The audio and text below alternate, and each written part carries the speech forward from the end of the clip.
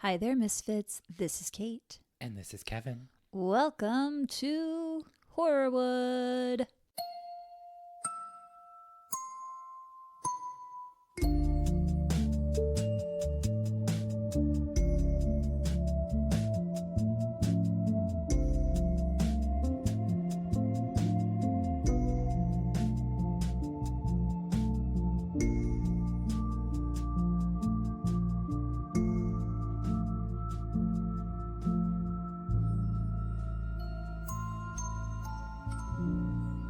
Before we get into this, I meant to ask you this earlier when we were at the expo. Yeah. Did you hear about Jonathan Joss? Yes, I was literally on my phone on Instagram before you came up here reading that account from his husband. Yeah, it's awful. That is so fucked up. So, for those who haven't heard or don't know who Jonathan Joss is, he was an actor.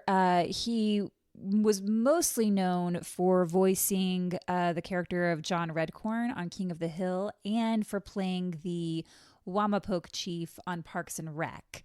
He's been acting a long time. He's also done guest appearances and other things, Right. but those are kind of like his big things that people know him by. And they were just working on like a reboot, I think, of King of the Hill. And he was also in a band in Texas and all this stuff. He was horrifically gunned down in front of his husband. Because of homophobia. Yeah, it was a horrendous hate crime. And it's just, they did more than just, I mean, they burned down their house. They killed their dogs. It is horrific. People can be so fucking disgusting, Kate. Yeah, it's awful. And I couldn't even fathom anything about it. And also, like, you know, now we're into Pride Month. Yeah. And it's just way to start it off. I loved Jonathan Joss on Parks and Rec. Like, he's so good in that role. good. He was so funny. Yeah. So yeah, it was just like a fucking bummer when I read that. So I just want to mention that right at the top. No, thank you for mentioning that. But to turn it onto the upswing, happy Pride. Happy Pride, everyone. We do want to celebrate Pride and be inclusive, and I hate that we had to start it off with like this horrific thing. Right. But it's worth mentioning because, you know, why are we out here fighting? Exactly. This is kind of a lighter case. Okay. Still very serious. No one really gets out unscathed, but there's a little bit more fun to this one, and I think you'll see what I mean as we go along. And I want to say at the top, I'm not trying to make light of kidnapping, which you know by the name of this title, you know what we're talking about here. This is for you, because I don't know if I've told you. It's the kidnapping of Frank Sinatra Jr. Oh, okay, you did mention this. Yes. I'm not trying to make light of it, but there are some lighter things that I think we can all have a little more fun with. Yes. No one was killed. No one was killed. Okay. No. Then we love it. All right. I want you to picture it's Sunday evening, December 8th of 1963, and a snowstorm is rolling into the Sierra Nevada mountains. Situated within the Sierra Nevada is Lake Tahoe, and staying in Lake Tahoe is 19-year-old Frank Sinatra Jr. Whoa. Frank Jr. is scheduled to perform at Harrah's Club Lodge at 10 p.m. on this particular evening. He's currently on a concert tour, making his professional singing debut, going from city to city, singing with the Tommy Dorsey Orchestra. Inside his motel room, which is located just across the parking lot from the concert venue, so if you can picture it like that's where the hotel would or the casino would put up all of their guests, their performers. Sure. So they're not actually staying inside the casino where the venue is. They're staying across the way. Okay. So inside the room, Frank Jr. is having dinner with John Foss, the trumpet player for the band. They had ordered some room service. Yum. The two men are sitting around in their white undershirts and underwear, just eating some chicken. Hot. That's what I do on the weekends. I bet. I just sit around in my undies and eat that chicken. Come watch. Wow, don't invite that in. OnlyFans. Let me know if you want to see that. Not only do they not want to get food on their tuxedos, but the heat in the motel room is cranked up pretty high because of the snowy conditions outside. Oh, shit. Okay, that makes sense. And at 8:30 p.m., the phone rings in room 417. Frank answers, hello? The man on the other end of the line asks for so-and-so, and Frank Jr. says, oh, sorry, you've got the wrong room. And he hangs up, and he goes back to his chicken. About a half hour later, around 9 o'clock, there's a knock on the door of room 417. Oh, no. But before Frank Jr. goes to open it, let's talk a little about Frank Sinatra Jr. Jr. is used loosely because he didn't have the same middle name as his famous father, Old Blue Eyes. Oh, Blue Eyes. I didn't realize that Frank Sinatra Jr. was a singer. Yeah. Damn, he followed in his dad's footsteps. And the fact that you didn't realize that is kind of the crux of this whole case, because he always lived in his shadow, in his father's shadow. Shit. Yeah. I'm so sorry, Junior. Is he still with us? He's not. He's not. Are you a Frank Sinatra fan? The person? Not the no. But I do pull away like from his that, music. But the music. Yeah. My parents, my dad in particular, obsessed. Really? My dad and my grandmother went to see him in concert in Pittsburgh. Oh, that's cool. When my dad was younger. That's cool. Francis Wayne Sinatra Jr., quote unquote Jr., and yes, it is Francis, not Franklin, as some sources claim, was the only son of Frank Sinatra. By the time little Frank Jr. came along, his father was already a star. The older Sinatra was barely home because he was either recording an album, performing a concert, or off making a movie. In fact, he wasn't even with his wife, Nancy, when Frank Jr. was born because he was on the opposite side of the country shooting a film. Nancy Sinatra. Mm-hmm. Boots are made for walking? Well, that's Nancy, the daughter. That's what I was thinking. When you said Nancy, I was like, I didn't realize that the wife was named Nancy and then the daughter was also named Nancy. Yeah, so they named their first two kids after themselves. Wonderful. Not narcissistic at all. As Frank Jr. put it, quote, he was a good father as much as it was within his power. I don't love that. So that kind of tells you about the relationship. I get it 100%. Yeah. Frank Jr. saw more of his dad on screen than he did in person. That's awful. Yeah. That's really sad. Their relationship was a complicated one. Sounds like it. And when Frank Jr. was 6 years old, his parents divorced so that Frank Sr. could marry Ava Gardner, with whom he'd been having an affair. Oh, yes. Yeah. It's one thing to have one of the most famous men in the world as a father, but to be named after him, pretty much a guarantee that you will always be in his shadow. That sucks. And it makes me think of Jessica Simpson and Ashley Simpson. And then Ashley Simpson put out that song that was like, living in the shadow of someone else's dream. Oh, I do think I know that song. Yeah, you know it. You know it. If you're a parent, if you're a famous parent, I should say, maybe don't name your kid after you. Like, give them their own fighting chance. Let them be their own person. Yeah, exactly. Frank Jr. began taking music lessons as a young kid. He was particularly good on piano, but Frank Sr. didn't want his son following in his footsteps and made him agree that he tried to grow up, quote, like an average kid without the help of his famous dad. Then maybe don't name him after you. Yeah, then what the fuck is he supposed to do? Exactly. He's like, I want to play piano. And he's like, no, you can't be you like can't. me. Exactly. You can't. But you're going to have my name, and you're going to have this curse of having my name, but don't do what I do. It's a setup for failure. Frank Jr. wasn't particularly great at school, probably in large part because he was teased endlessly simply because of who his dad was. So that sucks. Well, kids are probably jealous. They're bullies, especially middle school. I mean, when I see a group of teenagers walking by, I want to dart out of the way. Oh, they're terrifying. Youth. Teenagers are terrifying, I will say. Any kind of youth above 12. Middle school's rough. So Frank Jr. was attending a public school at the time, but because of the trouble the other kids gave him, his mom, Nancy, pulled him out of that school and sent him to a private school in Arizona. He hated it there. He was absolutely miserable. I'm not sure why they settled on Arizona because he's pretty far away from his family, so that's not great. And he and his dad did exchange some letters during the 3 years and 3 months that he was there. Frank Sr. would ask, "How's the Wild West?" And Frank Jr. would write back, this is a quote, "Having a black time, future looking black, present looking black, black, black, black." So he didn't love it. Did Frank visit him at all? I don't know if he did. Okay. It doesn't sound like even if he would, it would be often. Yeah, I don't think so. I mean, Frank Sr. was so busy. Right. If he couldn't even see his own kid at their house, doubt he was, making a lot of trips to Arizona. And Nancy and him are sisters, right? Sorry, Nancy is his sister. The younger Nancy, yes. Nancy, okay. Nancy's the oldest, and then it goes Frank Jr., and then they have a younger sister, Tina. Yeah. Tina Sinatra. Yeah. Cool. Oh, I thought you had like a story about that. I feel like they mention her in a Golden Girls episode.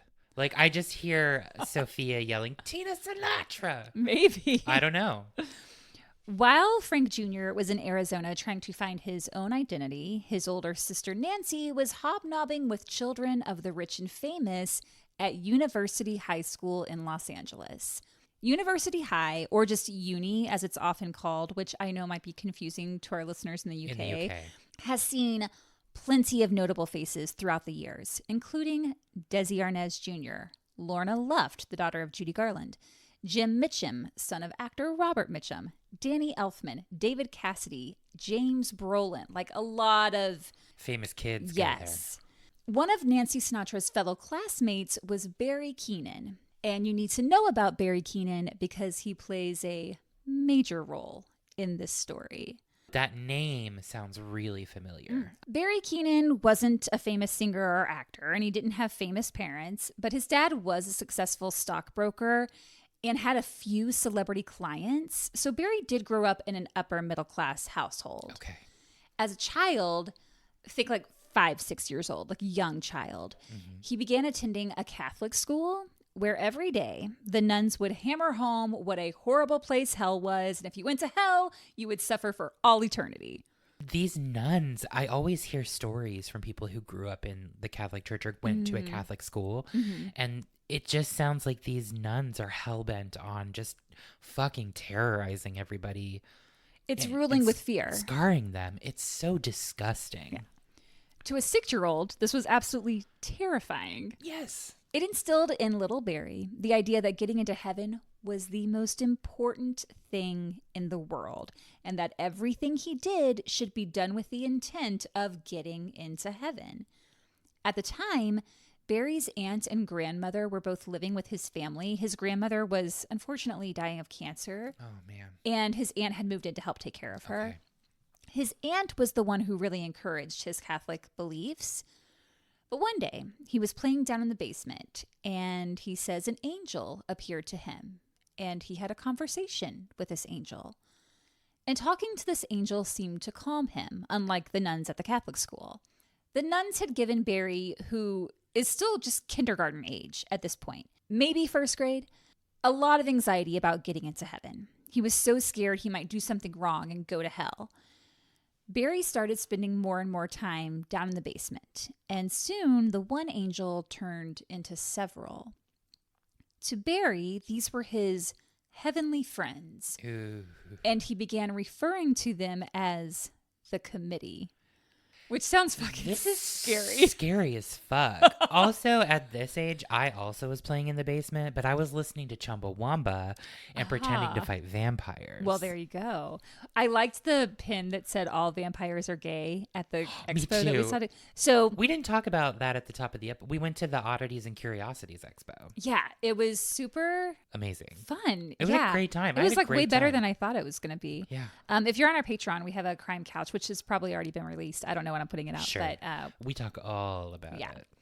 So these voices were very real to Barry, clear as day, as though they were right in the room with him. They were also early signs of mental illness. I was going to say, we've been talking a lot about mental illness lately in our episodes, and that to me kind of rang a bell really quickly, but I didn't want to say anything, but you are. Oh shit. When he told his aunt about the committee, she said, "Don't tell anyone else that you talk to angels. It makes you look crazy." Little Barry didn't understand. His aunt had been so encouraging about religion before, but now it was like he'd done something wrong. He was supposed to keep it a secret. Barry didn't want to take any chances about getting into heaven. According to the nuns, that was the ultimate goal, so he decided that he should try and get into heaven as quickly as possible. So one day, while Barry was out riding his bike, he deliberately rode into the middle of a busy intersection, telling himself that if it was God's will, he would get hit and go straight to heaven. That's what the snake handlers do in Appalachia. It's like, you can hold this snake, but if you're with God, it's not going to bite you. That's terrifying. Yeah. He did get hit by a car, but he lived. And when he didn't die, he thought, well, I guess I just have to go through life and be as good as possible. So just imagine being a young kid. Your grandmother who lives with you is dying of cancer. Your aunt, who is also living with you, at first encourages religion, but then when you mention you see angels, she tells you, shh, you're crazy. And you've tried to get yourself killed. And you're 6. Awful. Yeah. Today, we'd probably say it might be helpful to talk to a counselor to sort out some of these feelings, but this was the 1940s, so didn't happen. Talk about that shit. No. To top it all off, depression ran in Barry's family, and his mom attempted suicide several times during Barry's childhood. He began experiencing his own depression at a very young age and said that there were days he could barely ride his bike the 6 blocks to his elementary school. That's heartbreaking. Yeah, but he said he would also have these bouts of being manic where he was super productive and made great grades. So there were highs and lows. Mm-hmm. And at the time and at his age, Barry didn't know that what he was going through was something you could get treatment for. He just thought, well, this is the way life is, I guess. By age 14, Barry had begun drinking. Whoa, 14. Yeah, that's young. And like drinking a lot. Was it hard liquor? I think he was drinking everything. Just everything he could get. Yeah. I have nights like that. Throughout high school, he and his friends would party, drink, play poker, play stupid pranks. And when I say stupid pranks, I'm talking he and his friends would drive up and down Hollywood Boulevard setting palm trees on fire. Yeah, that's not a prank. That's arson. Yeah, these were like serious offenses. Like someone could have been seriously hurt. Yeah. Also, don't set trees on fire for fun. Yeah, don't fucking do that. He was part of a pretty tight circle of friends, which included Dean Torrance of Jan and Dean fame. Jan and Dean were recording artists that helped create the California surf style of music. They, along with Brian Wilson of Beach Boys fame, wrote Surf City. The one's like, 2 girls forever. Yes. So Jan Barry wrote that with Brian Wilson, and they did a lot of work with the Beach Boys. That's amazing. Did the Beach Boys do Surfing USA? Yes. And Jan and Dean also recorded Little Old Lady. I'll just say it because I don't know if that's the melody. Little Old Lady from Pasadena. I know what you're talking about. So Dean Torrance of Jan and Dean and Barry were tight. They were really close. Okay. Barry was a pretty popular guy at uni. One night at a party, he met a girl named Shannon and quickly fell head over heels for her. The two became inseparable. They did everything together. And Barry knew he wanted to marry this girl. He says that during this time, he didn't see or hear the angels talking to him.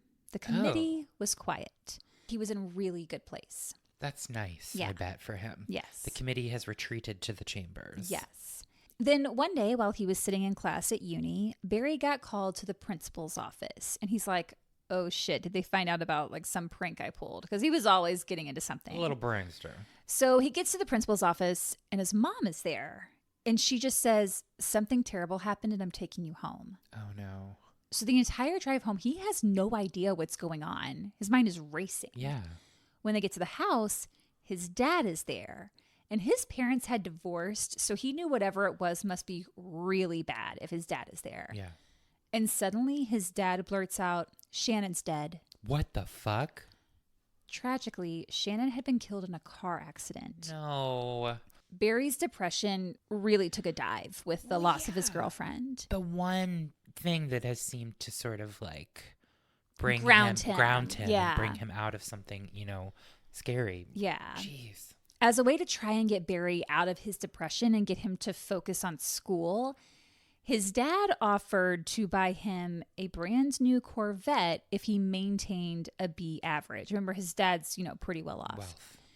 I think his intentions were good, but maybe offer to take your kid to a therapist to talk through his feelings rather than just buying him a new car. Well, it's kind of that thing. I'm sure the dad didn't have the emotional capacity to deal with it, or the emotional intelligence, or maybe didn't even know that there were resources out there for that kind of thing. And he's like, so why don't I replace this with a really nice car? Right.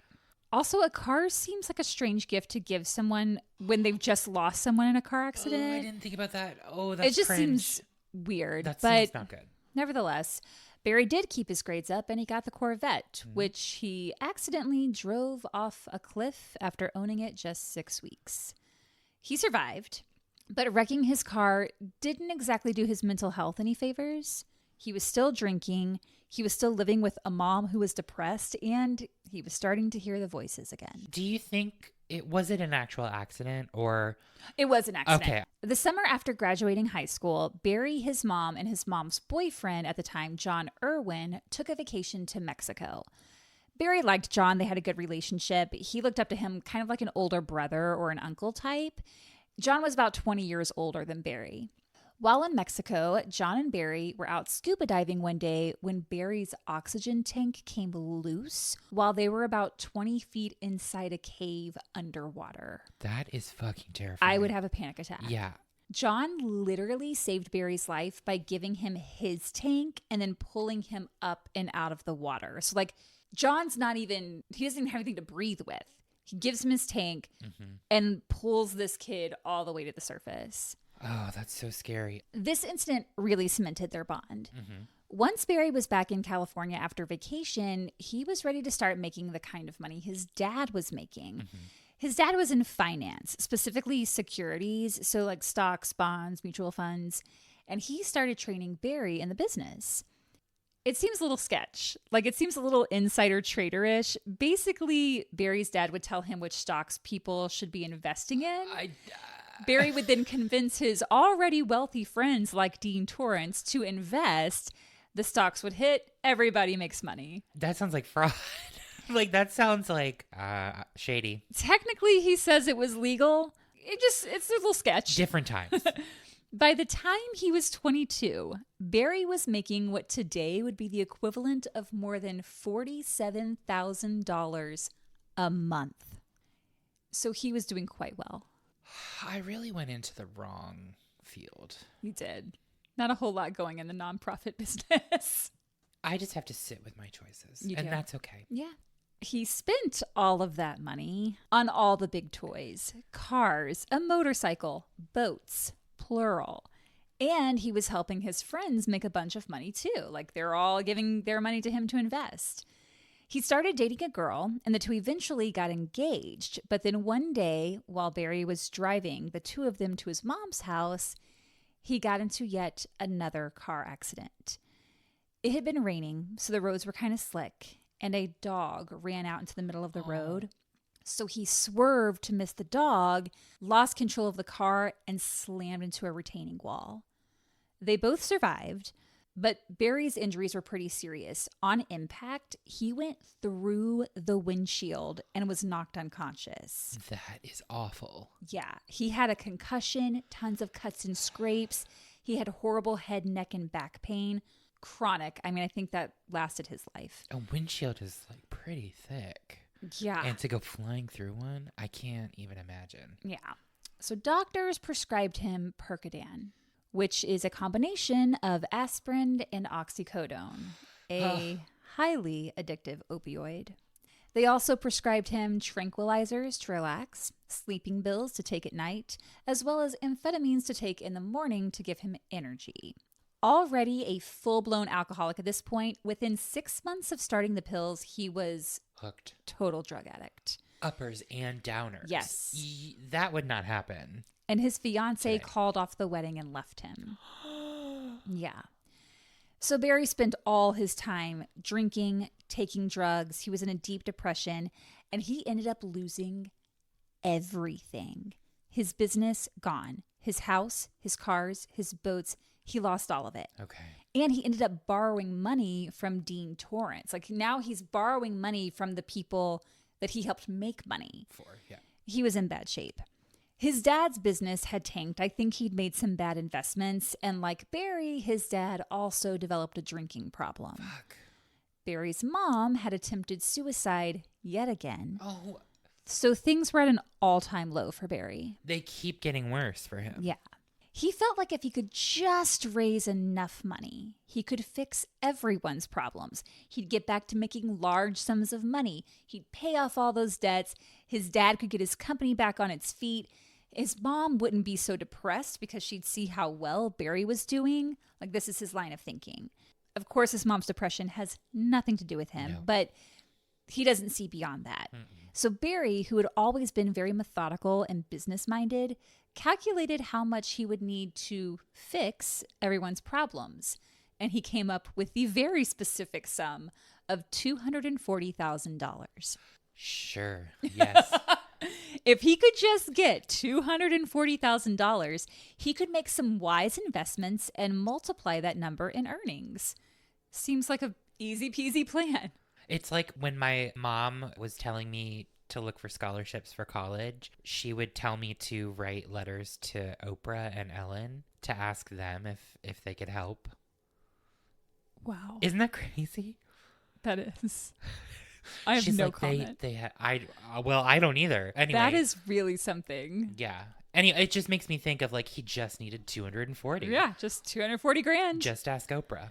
So he drove up in the hills to an overlook spot and started drinking and taking pills that he'd brought along with him. Yikes. He's sitting in his car. He's looking out over the Pacific Ocean. Beautiful. And that's when he heard none other than God come through the radio. And he's like, well, this must be God because my radio isn't even on. This wasn't just the committee. This was the man himself. Barry said, quote, "To me, it was as real life. God was talking to me, and we discussed, well, robbing a bank or robbing a grocery store wasn't going to raise the kind of money that I needed to pull this thing off. And God said, the only thing that I can suggest to you is that you think about kidnapping somebody." How does it get there? You know, the whole kidnapping part of the Bible. It's like robbing a grocery store, meh. Robbing a bank, meh. Now kidnapping. Now take a person. Hey, there's something. Blessed. Barry was like, cool, thanks God, I'll get to work. Ding. And he immediately began writing up a business plan. A business plan to kidnap someone. Wow. There is a 10-part podcast series on this case called The Grand Scheme, Snatching Sinatra. It's hosted by John Stamos, who had gotten to know Jan and Dean decades ago, and Dean told him about this story. The series is essentially John Stamos interviewing Barry Keenan.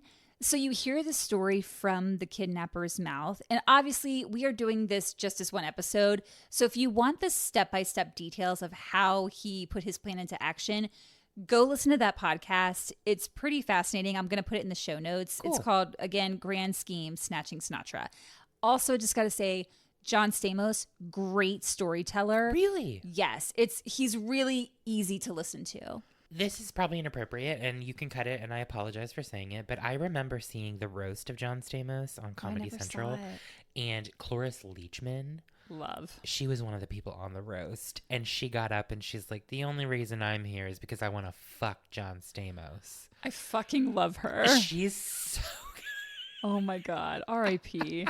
Legend. God had given Barry some pretty specific rules to the kidnapping.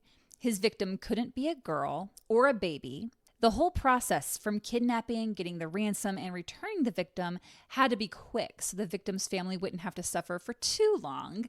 No one could get physically hurt, and Barry would have to pay all the ransom back once he'd made those wise investments.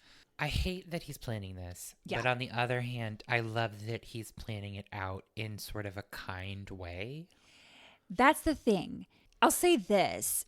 As John Stamos interviewed Barry Keenan over time, like, they became good friends. Wow. And I have a little part at the end that I'm going to read that John writes about him. Okay. You do kind of root for him. It's horrible what he does, but kidnapping aside, you're just rooting for him as the person to get the help he needs and like get out of the situation. I mean, that makes sense. It doesn't excuse the crime. Of course not. But the intention and the planning around it kind of make it a little less, harmful. Don't get me wrong. It gets harmful. Oh, well, then never mind. It makes it a little lighter, I guess, to me. I don't know. He never saw it as a crime. That's the thing. Well, he was like, well, no, I'm just going to do this. I'm not going to try to hurt anybody. Yeah. And then I'm going to pay the money back. Exactly. So the intention to me, it's still bad. Don't get me wrong. But I can see, You kind of see his thought process. I see it. I understand it. Mm-hmm. That's what I'm trying to say. Thank you. Barry initially thought of kidnapping Bob Hope's son, Tony. But ultimately, he decided that since Bob Hope did so much to entertain the troops and, quote, seems like an all-around good guy, kidnapping Tony didn't seem like a very American thing to do. Tony Hope? Tony Hope. It was while he happened to be looking through a magazine at a barber shop while waiting for a haircut that he came across an article about Frank Sinatra and his son, Frank Jr. After Frank Jr. left the boarding school in Arizona, he returned to California to finish out his high school years in a small remote boarding school located in the San Jacinto Mountains, which was about 2 hours from his family home. He enjoyed his time at this school, which was called Desert Sun, and it was during this time that he started singing more, even performing for his classmates melodies that he wrote himself.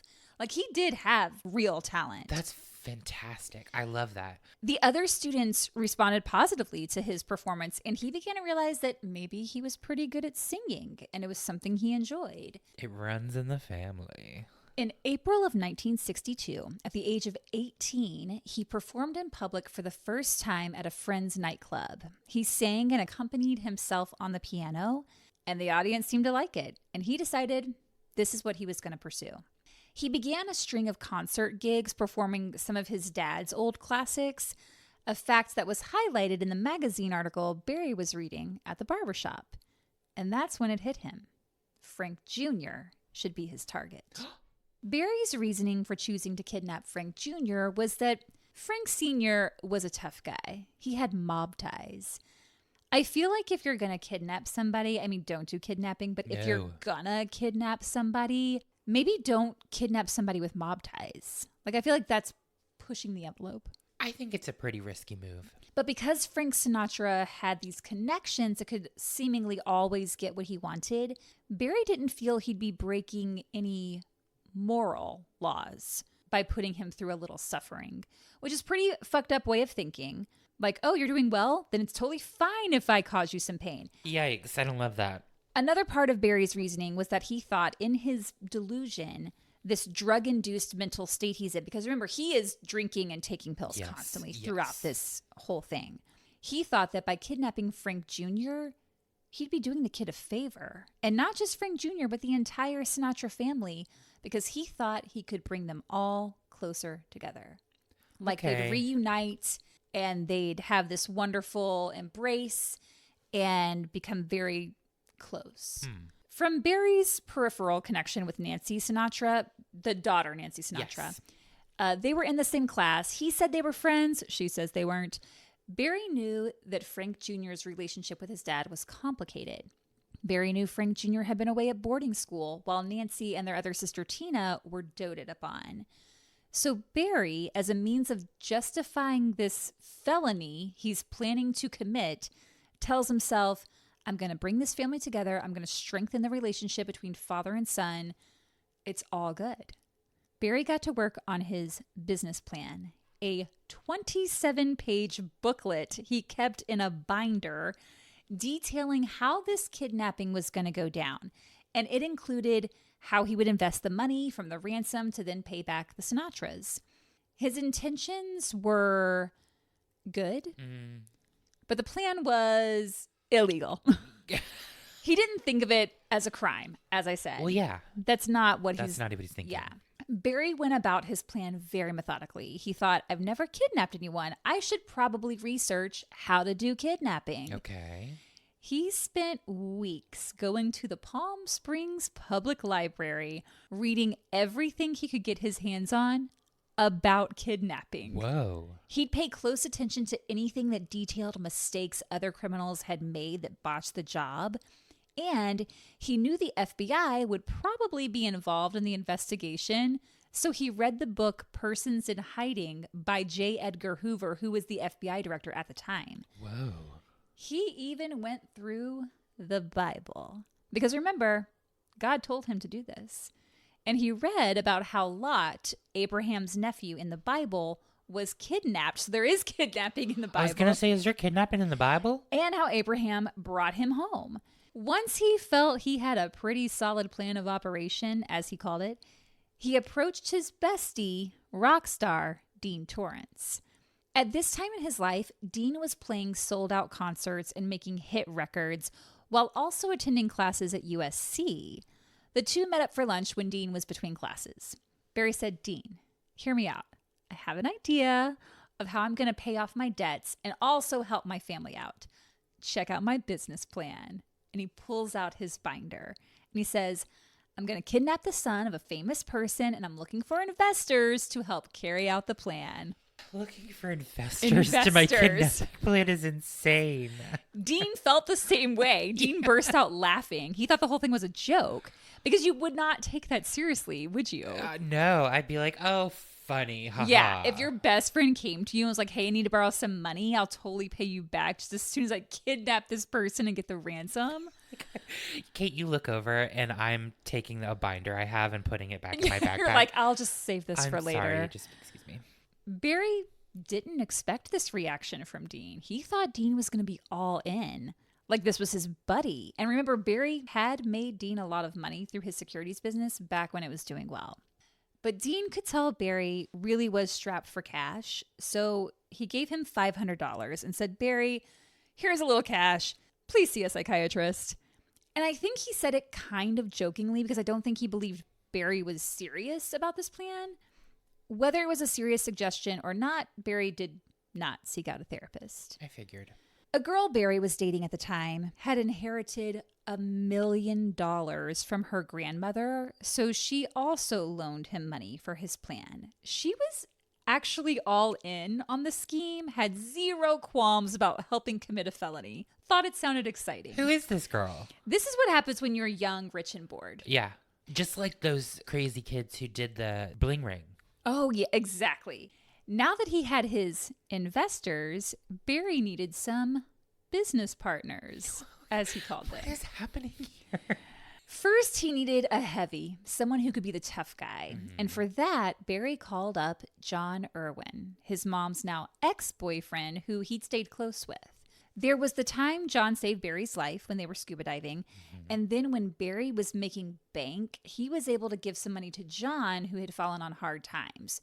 So now Barry needed John once again. John was a tough guy.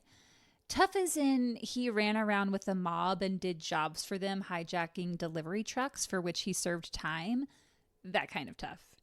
He wasn't easily intimidated, making him just the man Barry wanted to make the ransom calls. And at 6'4", he was tall and strong and not afraid of a fight. Oh, fuck. Next, Barry needed an accomplice that would actually go with him to Frank Jr.'s location and help snatch him. Barry had originally wanted Dean, but since Dean had laughed the whole idea off, he turned to his next option, another good friend from Uni High, Joe Amsler. Joe was among Barry's group of friends that would play the dumb pranks and get up to all sorts of mischief while in school. And this group actually had a name. They were called the Barons.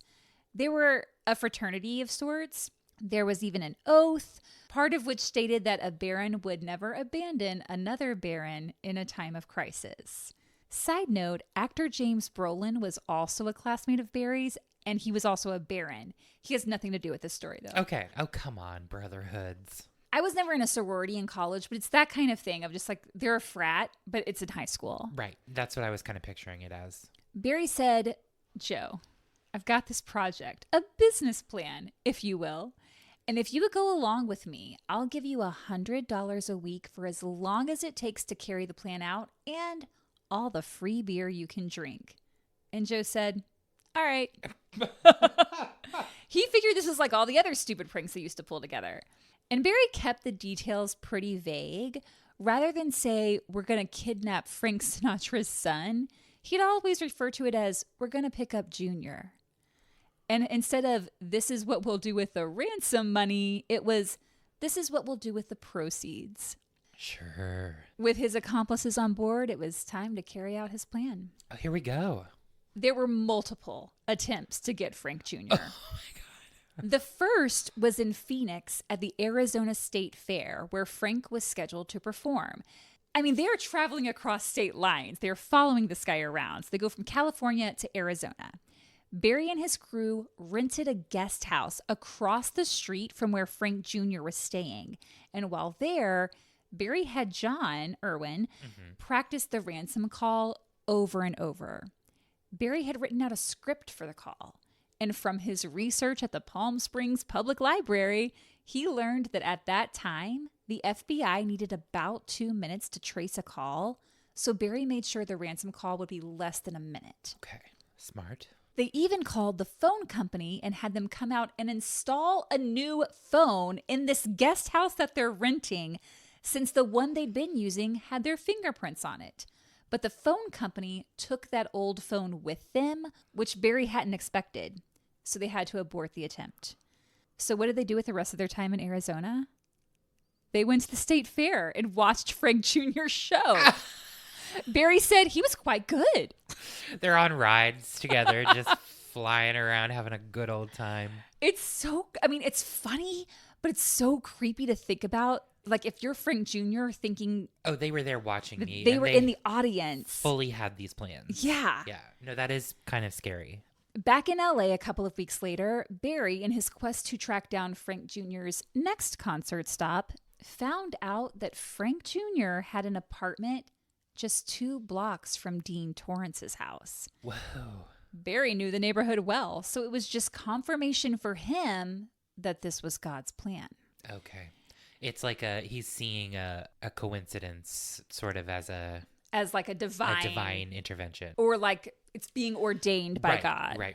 It's like, oh, this lined up. It's part of the plan. Exactly. Frank Jr. was going to be performing in LA for his next round of shows. So Barry began stalking him in that neighborhood, learning his routine, what time he got home from the show, where he parked, how far his car was from the door. Barry found out where Frank Jr. was performing, which was the Coconut Grove at the Ambassador Hotel. He wanted to do a dry run of his plan, so he and his accomplices, or business partners, including his girlfriend at the time, the one who'd loaned him the money, got dressed up and went to the show. They sat just 2 tables from Frank Sinatra and the rest of the Rat Pack. Holy shit.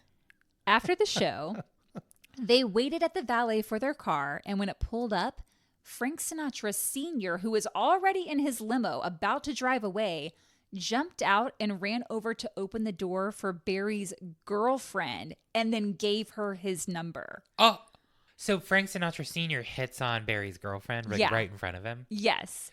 And that girlfriend is helping to finance this whole plan. She's a ride or die bitch. I mean, she really is. And I will say this. She is never charged with anything. I was going to say, was she implicated or like was she? No evidence of that. And even in the podcast that Barry Keenan did with John Stamos, he uses a fake name for her to protect her identity. Whoa. Yeah.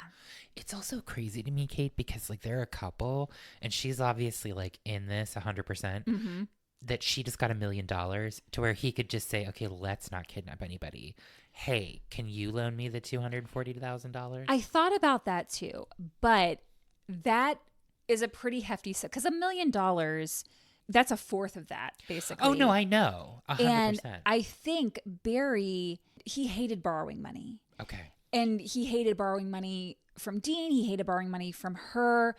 So it was always like, well, let me just get just enough to make it on my own. I see. Yeah. So as they left the Coconut Grove, the group then followed Frank Jr. back to his apartment just to make sure his routine was as expected. And they agreed upon the following Friday as the pickup day, picking up Jr.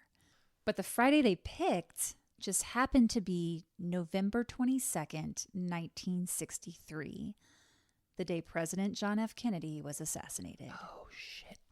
Basically, the entire country shut down, and once again, Barry's plan had to be aborted. Mm-hmm. Side note, and I've talked about this in the Marilyn Monroe episodes, Frank Sinatra and JFK had once been really good friends who partied together. Sinatra had helped raise money to get Kennedy elected, but once he was elected, he went after the very mob group Sinatra had ties with, and things between the two men soured. Sinatra also had an affair with JFK's sister with the intent that she would convince her president brother to ease up on the mob. Didn't work out, so they weren't really friends by the time Kennedy died, but nonetheless, Sinatra did seem pretty heartbroken to those who knew him. Well, fuck. A couple of weeks later... The country was starting to return to normal. The Ambassador Hotel resumed Frank Jr.'s show at the Coconut Grove, and Barry was like, great, the plan's back on. So he, John, and Joe staked out Frank Jr.'s apartment.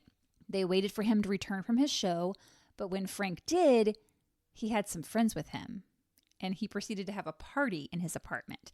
This was different from his routine. Not part of the plan. But Barry was like, we are not leaving. I did so much research at the Palm Springs Public Library. I've been planning this for months, and God wants this to happen. Right. So they hid in the building's laundry room until the party cleared out, finally made their way upstairs, and opened Frank Jr.'s door, which just happened to be unlocked. Uh-huh. But just before they went inside, one of Frank Jr.'s neighbors saw them and yelled, hey, what are you doing? And Barry said, we're here to make a delivery.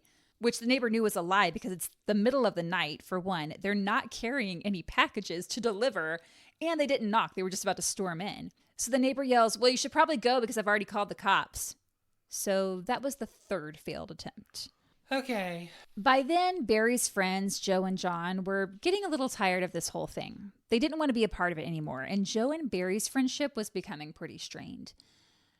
But then, Barry found out Frank Jr. would be performing in Lake Tahoe, which is about an 8-hour drive from LA. 8 hours. And he wasn't ready to give up. He knew Joe wouldn't go for the plan, though. Like, Joe had already said he was out. Yeah.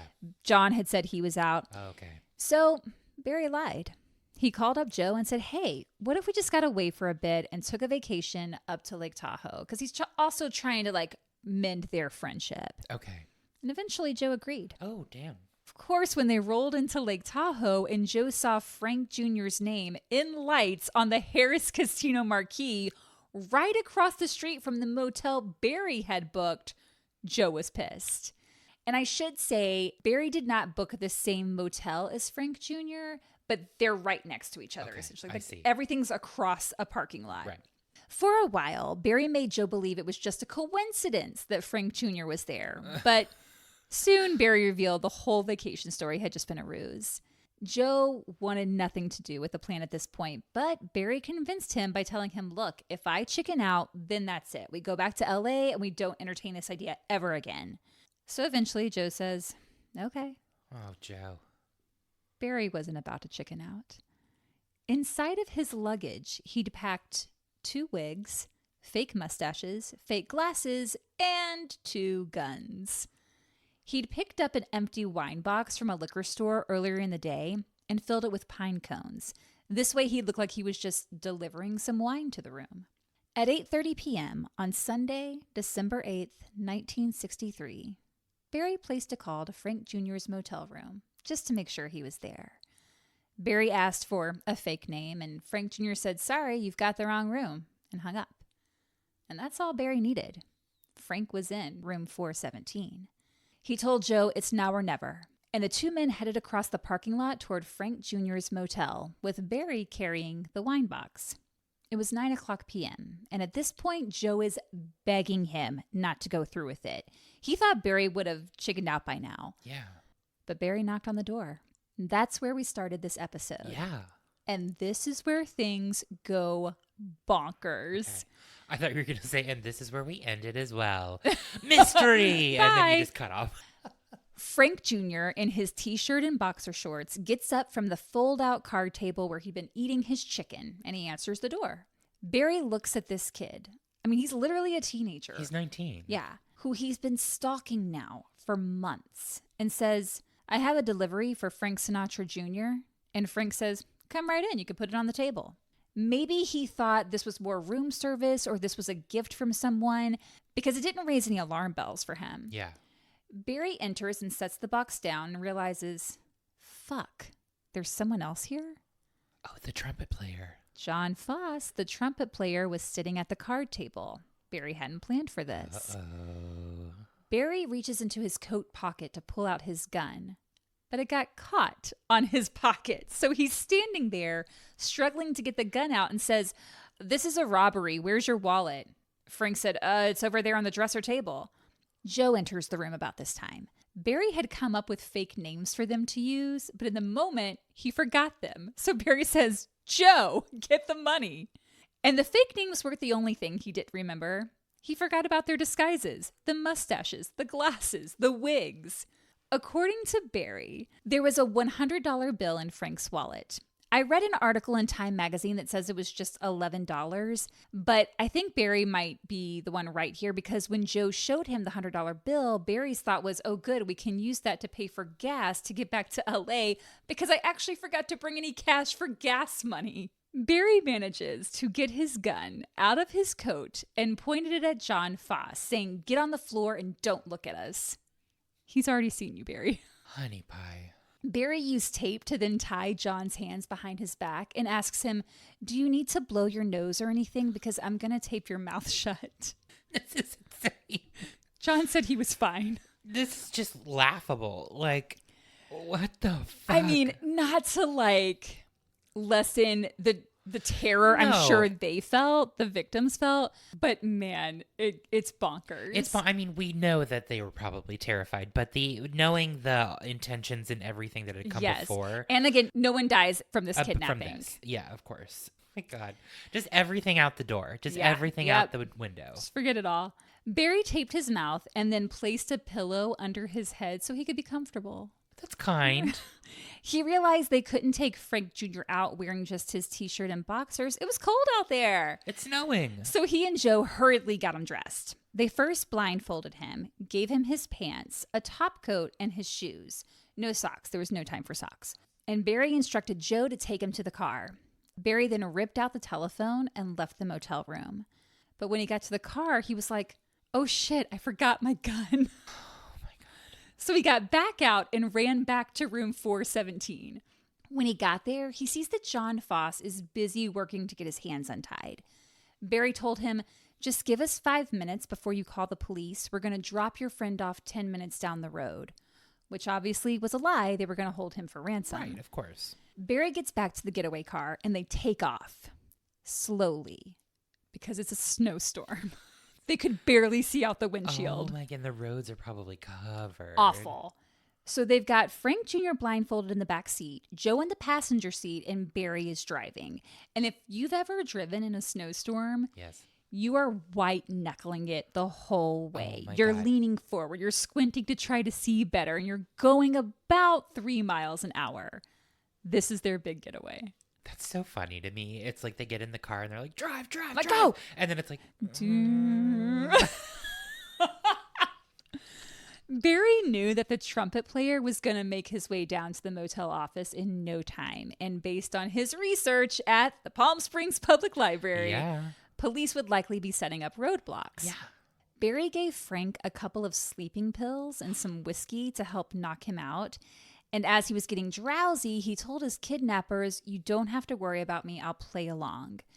It's probably the only way he thought he could survive this ordeal. Of course. Like, I'm sure he was terrified. When Frank said that, Barry thought, oh, that's the committee behind this. They are blessing this crime. Oh. Although to Barry, again, he never saw it as committing a crime. Right. Sure enough, just a few minutes into the drive, Barry sees the red and blue lights. He figured that since police would be looking for 3 guys in a car, he'd need to get rid of somebody so that there were only 2 guys in his car. So he's like, "Joe, buddy, sorry, but can you run out of the car in this snowstorm down the hill and wait for us there while it's 22 degrees outside?" And Joe, being the loyal Baron that he was, there was that Baron's oath, he's going to have Barry's back no matter what, says, "All right." Joe. So off he goes. No. Then Barry decided he might be able to fool the cops if he just pretended he was adjusting the chains on his tires. He had chains on them for the snow. So he gets out of the car and does just that. Within minutes, a cop car approaches, makes a U-turn next to Barry's car, and stops. The officer that was driving jumps out and immediately points a gun at Barry. Another officer gets out and uses a flashlight to look in the windows. Frank Jr. is in the back seat wearing a blindfold underneath a blanket. Pretty out of it at this point from the sleeping pills and whiskey, but he's there. Yeah. Barry's like, fuck, it's over now. Frank's going to tell them he's been kidnapped. Yeah. But he didn't.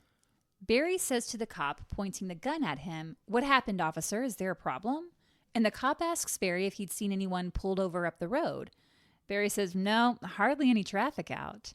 And the cop says, "Okay, well, be safe and good luck on your drive." What the fuck? Jumping out with a gun and then just being like, yeah, have just you seen like, anybody? "Oh, okay." I can't. And the cops drove off. I can't.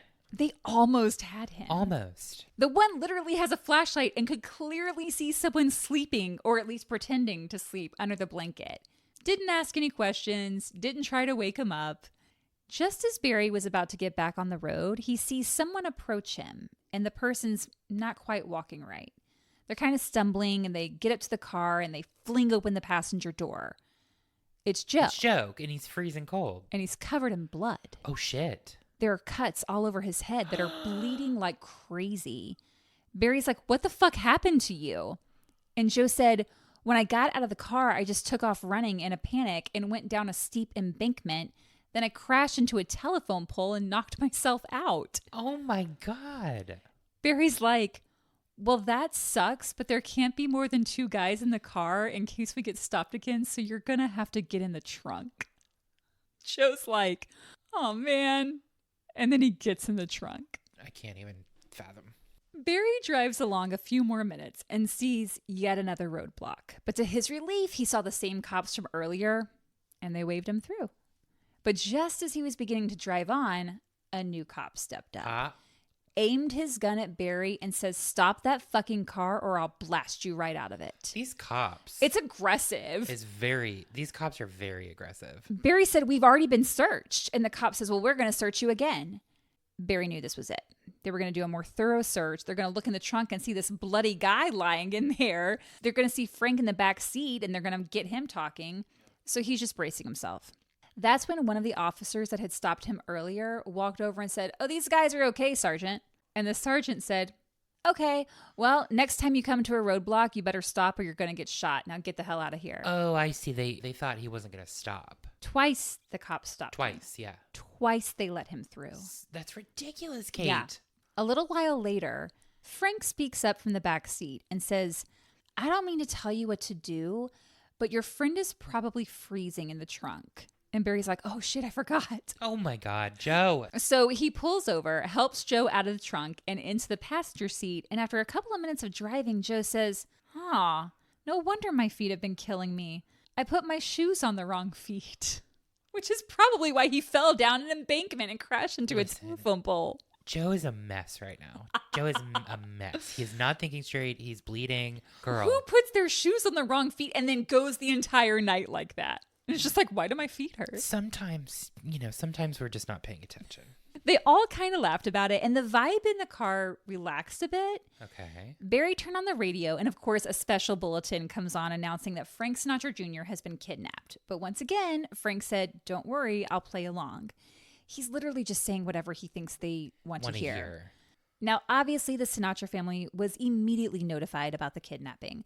Frank Sinatra Sr. was at home in Palm Springs at the time, so he chartered a plane to Tahoe. However, because of that snowstorm, the plane had to be rerouted to Reno, which was 60 miles away from Tahoe. I see. The FBI advised Sinatra to set up a listening post in a hotel so that if the kidnappers called, they could trace it. Mm-hmm. It wasn't long before the press caught wind that Sinatra was staying at the Mapes Hotel in Reno. Okay. By this point, Barry and Joe had made it back to LA with Frank Jr. It took about 4 hours longer than usual because of the snow, but they made it. And by 4 hours longer, that's 12 hours. And if you want to hear about that trip, like it was harrowing because of the snow and like the mountains and all of that. Go listen to that podcast because damn. Barry had been renting a small house with the intent it would be where they kept Frank Jr. until the ransom was paid. He's rented a whole ass house for this plan. A house? Yeah. On Monday evening, when he hears on the radio that Sinatra is staying at the Mapes Hotel, he uses a payphone to make the call. Now, of course, as soon as word was out, all kinds of people were calling the hotel trying to talk to Sinatra. Yeah. But Barry was able to get through because Frank Jr. had a ring with his initials on it, and he told Barry, use this, they'll know it's me. Oh, wow. When Barry mentioned the ring to the authorities at the hotel, they knew it was the real deal. When Sinatra came on the line, Barry said, I'm the one you're looking for. We have your boy. He'll be fine if you do what we say. We'll let you talk to him at 9 o'clock tomorrow morning. There was one problem. Well, there were a lot of problems, Well, but there was one in particular. Once they got back to LA, Barry realized he'd forgotten to check out of the hotel in Lake Tahoe. And he and Joe had left all of their stuff there, including the bag of disguises. Just sitting here dumbfounded. They had run up a hefty casino tab as well, and it wouldn't be long before the feds tracked them down. Yeah. So Barry decides, well, I have to go back to Lake Tahoe. 8 hours? 12 because of the snow. Bless you. I'm sneezing in anguish.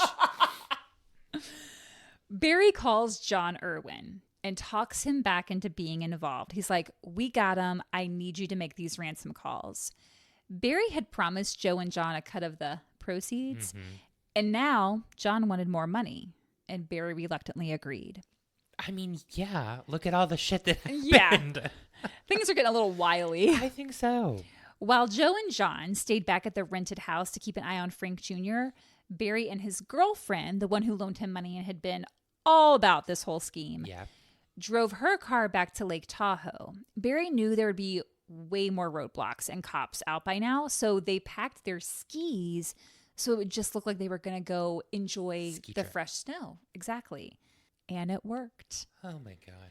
Anytime they got stopped along the way and cops would ask what they were doing, they'd say, oh, just taking advantage of the snow from the blizzard. And they were waved on through every single roadblock. Mm-hmm. Plus, law enforcement was looking for 3 guys, not a guy and a girl. Mm-hmm.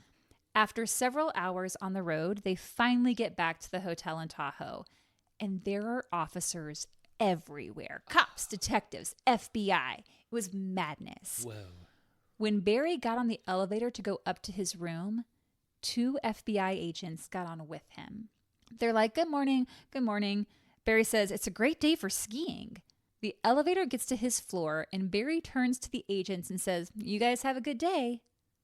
They almost had him. This is ridiculous. To Barry's surprise, despite being gone more than 24 hours, his room was untouched. The cleaning service hadn't come in, probably because everyone was preoccupied with the kidnapping news. That's all anyone's talking about. Yeah. Barry packed everything up. Then he and his girlfriend went down to the front desk to check out. His girlfriend paid his bill, and they left without any problem. All right. The next call to the Mapes Hotel came from John Irwin at 9 o'clock Tuesday morning. Mm-hmm. He let Sinatra talk to his son for a few seconds to assure him he was okay. Then he said he'd call back with further instructions. Okay. A couple of hours later, John called again. He gave him the address of a gas station in Carson City to go to and told him he'd get further instructions there.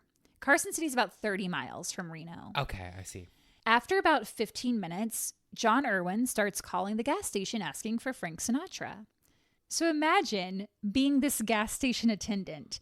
You're there working by yourself. It's a busy afternoon. You're trying to help customers, and the phone rings, and it's some guy asking if one of the most famous entertainers in the world is there. You're going to be like, fuck off, I'm busy. Go to hell and hang up the phone. John Irwin just keeps on calling, asking if Frank Sinatra has gotten there yet. Finally, this gas station attendant goes off. He's pissed. He didn't have time for prank phone calls. He barely hangs up the phone when 2 FBI cars come screeching into the parking area, and out steps old Blue Eyes himself, who says to the attendant, I'm Frank Sinatra. Have I had any calls? You could not write this. It's bananas. That poor gas station attendant is like, what? Like, actually, there's been actually, several. Yes, and it's making me bad. Sinatra offered $1 million for the return of his son. But the kidnapper said, oh, no, we only want $240,000. Shut the fuck up. Barry later said it had to be $240,000 because that's what was in his plan.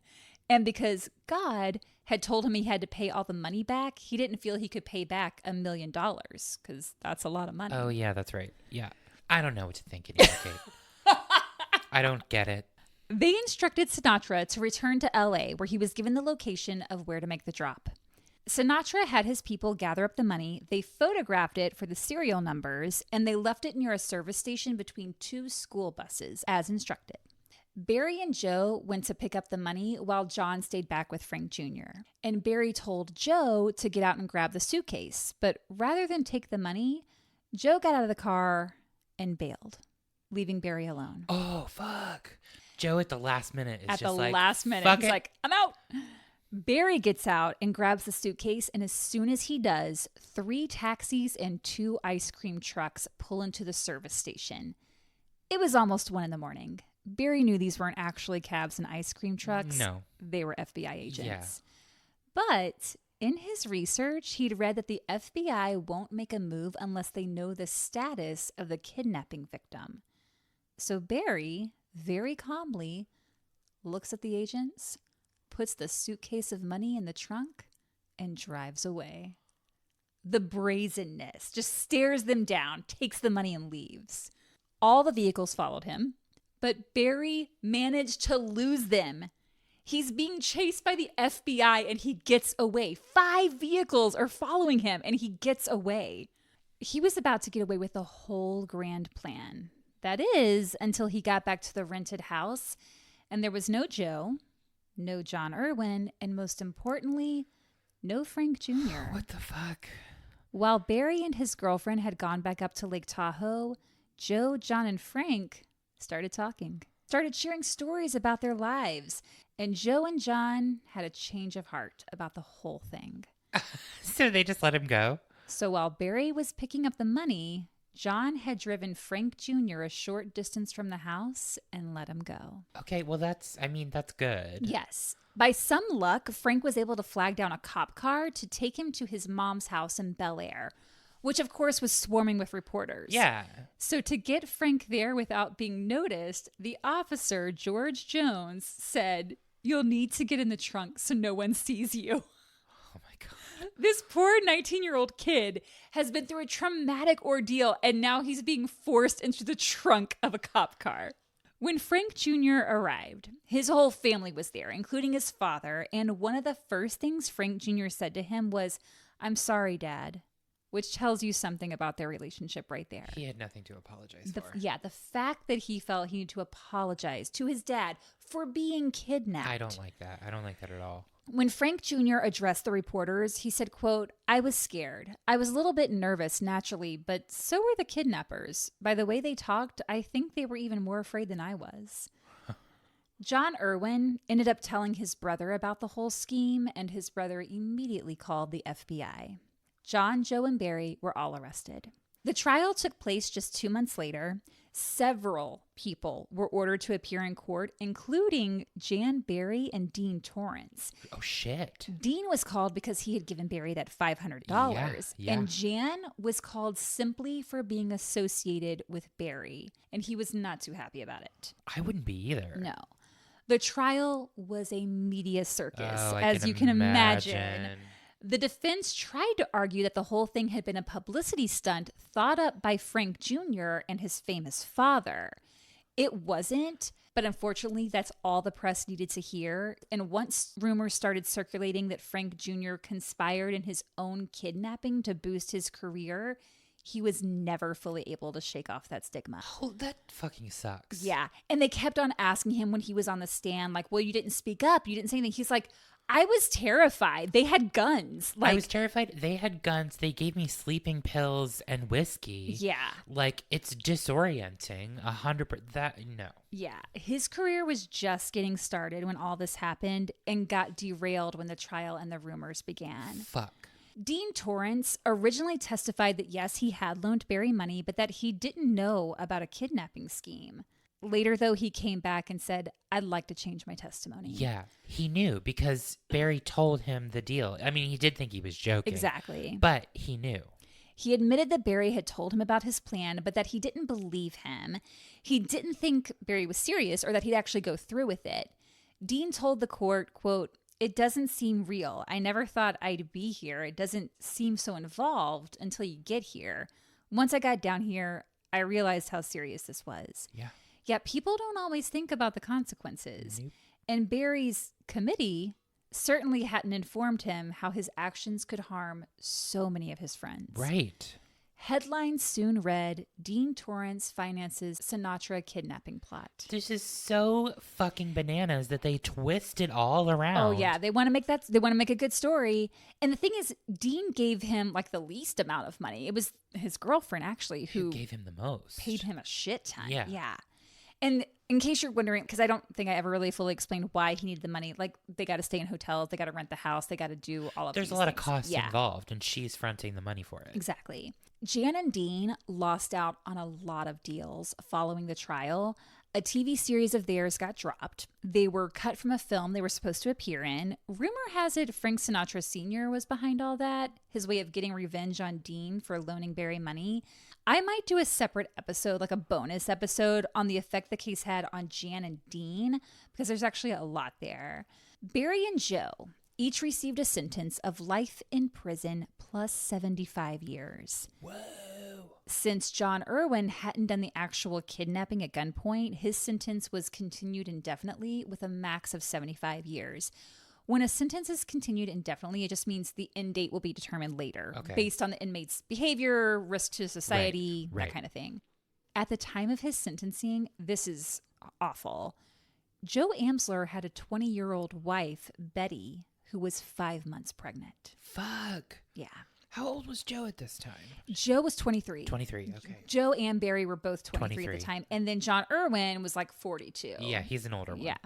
Both Barry and Joe received a court-ordered 3-month psychiatric evaluation, and Barry was deemed legally insane.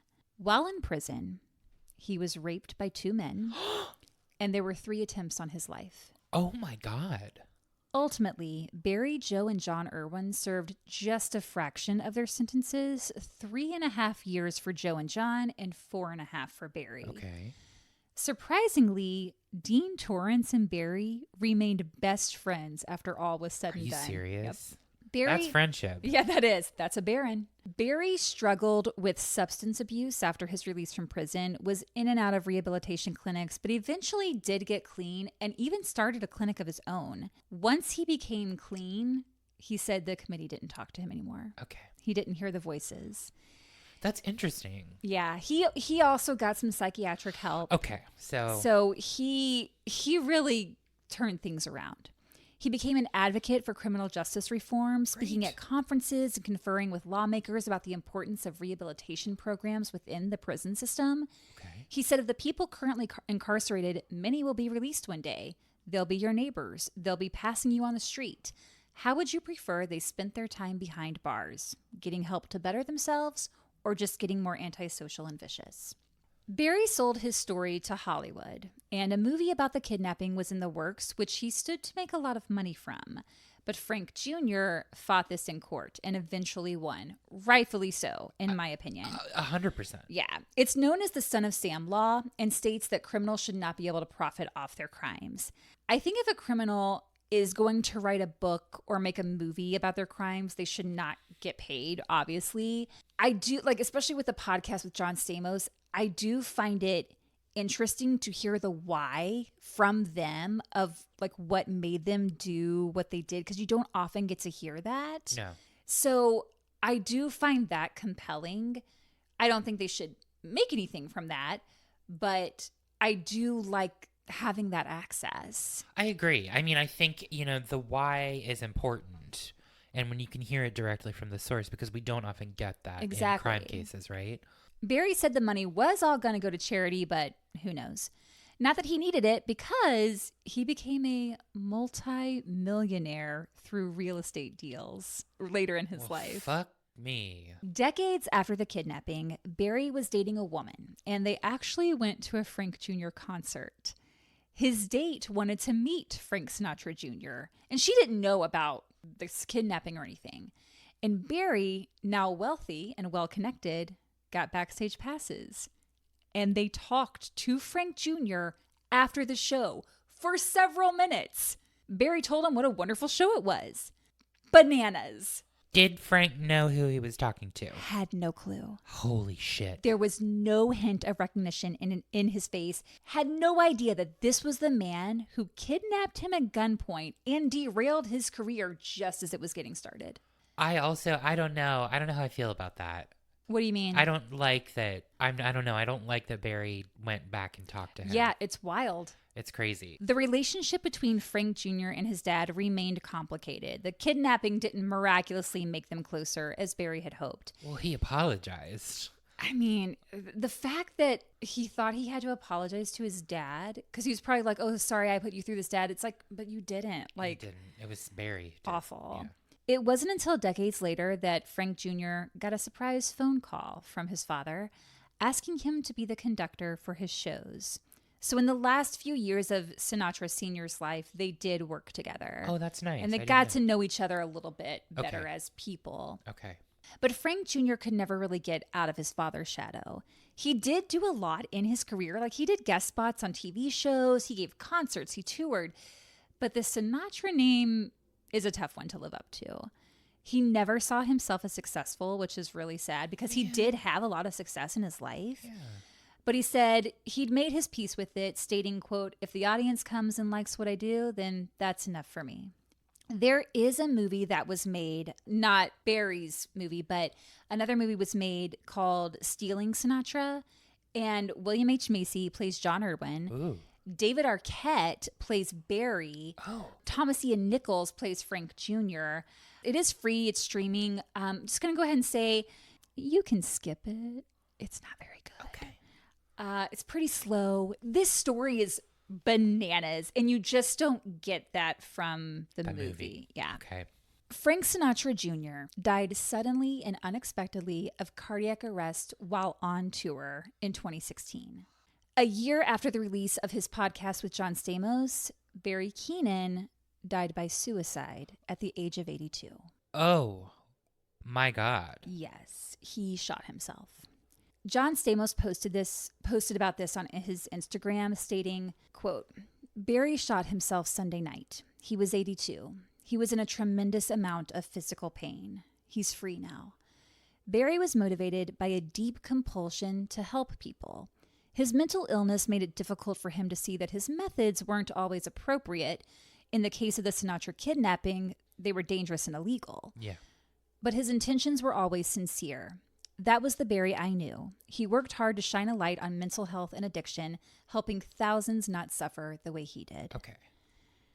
And that's the story of the bizarre, bonkers kidnapping of Frank Sinatra Jr. It was a roller coaster, Kate. Right? Jesus Christ, on a bicycle. Check out that podcast. He also did a podcast with Ira Glass. I think he did it back in like 2002 or something for This American Life, talking about kind of just giving a very brief summary. It's not nearly as detailed as what John Stamos did. And I think even beyond the 10-part series, John Stamos put out like 6 bonus episodes because he interviews Dean Torrance and all this stuff. It's really fascinating. So check that out if you want to go into a very deep dive for hours about this.